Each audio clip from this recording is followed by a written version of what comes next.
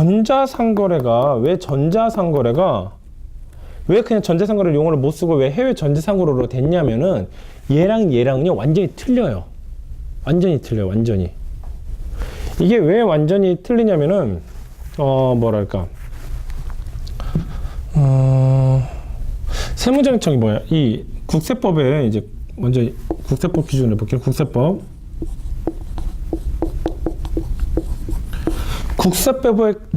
이런 거죠. 뭐랄까 입국이란 개념을 할게요. 외국에서 입국했다. 그럼 우리가 어디서부터 입국으로 봐야 돼요? 어디서부터? 공항은 당연히 입국을 한 거지. 한국도. 그럼 어디서부터 입국으로 봐야 돼요? 비행기가 멈춘 순간부터 입국으로 봐야 될까요? 어디서부터 봐야 될까요? 국경선을 넘어간 순간부터 입국으로 봐야죠. 그냥 그 나라에 들어왔다. 그러니까 그 가이드라인이 명확해야 돼요. 이 세금도 마찬가지예요.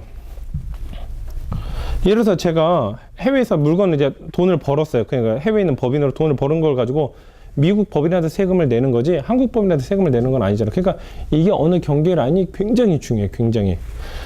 그런 것처럼 이제 국세법도 국세법. 그러니까 우리가 알고 있는 우리 그냥 세금 얘기하는 거 우리가 생각하는 세금도요. 어디서부터 세금을 부과할 것이냐를 고민을 해야 돼. 어디서부터 세금을 부과할 것이냐. 제가 예를 들어서 아침에 나왔습니다. 아침에 나왔는데 아침에 예를 들어서 뭐 온라인 전자 옥션에서 물건을 팔고 있습니다. 아침에 나온 순간부터 세금을 부과해야 될까? 그건 아니에요. 그럼 나중에 옥션에서 정산 내역 다 떼고 거기서부터 세금을 부과해야 될까? 또 그것도 아니에요.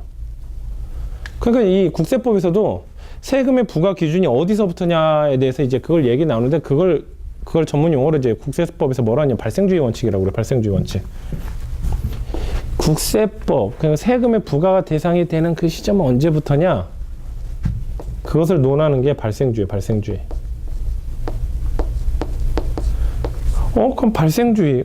뭐 태아도 그렇잖아요. 태아를 몇 개월까지를 사람으로 봐야 될 것이냐. 이제 그거 가지고도 이제 얘기가 많이 나오잖아요. 미국 같은 경우는 태어나고 나서부터 그 1년이 지나지만 한 살로 계산하죠. 근데 우리나라는 어떡하죠? 태어난 순간부터 한 살이에요. 그러니까 뱃속에 있는 시간도 아이로 보고 이제 한 살로 계산해버리고 미국 같은 경우는 태어난 순간부터 이제 나이를 계산하기 시작하잖아요. 그래서 미국 나이 같은 경우는 한국 나이에서 한 살을 빼면 미국 나이라고 얘기하죠. 그런 것처럼 이제 발생주의도 마찬가지예요. 세금을 부과시키는데 세금이 부과시키는 그 시점이 어디서부터냐라고 얘기하는데 국세법에서 얘기하는 발생주의는 거래가 일어난 시점부터를 발생주의 원칙이라고 해요. 거래가 일어나. 그러니까 내가 예를 들어서 옥션에서 상품을 등록했다. 여기서는 세금 부과 기준이 아닙니다. 여기서 딱 올려놨는데 여기서 고객이 구매한 순간부터 이제 그때부터 세금이 부과되는 거예요. 세금이 부과되는 기준이 되는 거예요. 그럼 예를 들어서 고객이 구매를 했다. 그럼 그 순간부터 이제 뭐죠? 그 순간이라면 거기에 이제 하기 위한 뭐 배송 작업을 했다. 배송비를 했다. 그럼 비용으로 나가는 거고. 내가 그걸 하기 위해서 밥을 먹었다. 이것도 비용으로 나가는 거고요. 그걸 하기 위해서 뭐 마케팅을 했다. 그것도 비용 자료로 제출하는 거예요. 그걸 상품을 매입했다. 그럼 매입 자료도 증명하면 되는 거고. 그런 일련 그러니까 사무실 운영해서 들어가는 비용은 그렇게 해서 비용이 다 지출이 되는 거예요. 아주 명쾌. 뭐 별다른 거 없어요. 그러니까 왜 내가 개인 사업자 사무실을 오픈해 놓고 나가는 모든 비용 같은 경우는 다 맞아요. 근데 제가 뭐 집에 가다가 맥주 한 잔 마셔야 될까? 맥주 한 잔 마시면 이거 어떻게 돼? 이건 비용일까요? 이건 상품 거래하고는 아무 상관이 없어요. 이건 발생주의 원칙하고 전혀 발생주의 기준에 봐서도 이건 말이 안 되는 거예요. 그런데 이제 문제가 뭐냐면 전자상거래는 국내 전자상거래의 영역을 벗어난 해외 전자상거래. 해외에서부터 문제가 생기기 시작하는 거예요. 해외에서부터. 그럼 당연하죠. 해외에서 이제 거래되는데 해외 전자상거래를 한국 전자상거래 기준에 맞춰버리면 어떤 일이 발생하냐? 제가 이베이에다 상품을 올렸습니다.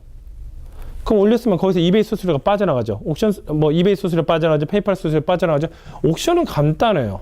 옥션 수수료 그냥 출력해가지고 제출하면 됩니다. 비용이 나갔죠. 나중에 국세청에서는 그 비용, 옥션에다 여기 네 분 계시다면 여기 한 분이 1,000만 원 냈고 여기 한 분이 1,000만 원 냈고 여기 수수료 1,000만 원 냈네? 그러면 이 1,000만 원이 또 역추적하면은 옥션이 수익이 됐다는 걸 역추적할 수 있어요. 세금 계산에서 그런 걸로 모두 다. 근데 해외 같은 경우는 이베이 같은 경우 우리나라 국세법에 적용이 받지 않는 지역이 그러니까 여기서 뭐 수수료를 계산하든 뭐 한다든 이걸 포착할 수가 없어요. 그렇다고 해서 안 해야 되냐? 발생주의 원칙으로 봐서는 해야 돼요. 발생주의 원칙으로는 해야 돼요. 한국의 물건을 가지고 해외에다가 올려놨잖아요. 그럼 거기서부터 판매된 내역을 가지고 이베이 수수료 내역도 다 비용 처리해야 되고 페이팔 수수료도 비용 처리해야 되고 거기에 국조운송비도 다 비용 처리해야 돼요. 모두 다. 근데 이제 이슈가 뭐냐면은, 이슈가 이제 뭐냐, 당연히 그 원칙으로 해서는 다 맞아요. 그래서 우리나라 이베이 셀러들이 세무사랑 계약을 합니다. 세무사 계약하면 이베이 셀러들한테 물어보죠. 뭐 하시는 분이세요? 온라인에서 물건 팔고 있습니다. 어디서 파시는데? 이베이요. 아, 네, 알겠습니다. 제가 옥션 셀러들 많이 거래봐서 알아요. 그러니까 어떻게 하시냐면요. 세무신고하실 때 저기 이베이 수수료랑 페이팔 수수료 저기 스크린샷 찍던가 엑셀로 다운받아서 저한테 주세요. 그럼 제가 세무신고 해드릴게요. 그 세무사님들이 얘기하시는 건요, 정확히 정답이에요. 정확히 정답. 잘 하시는 거예요.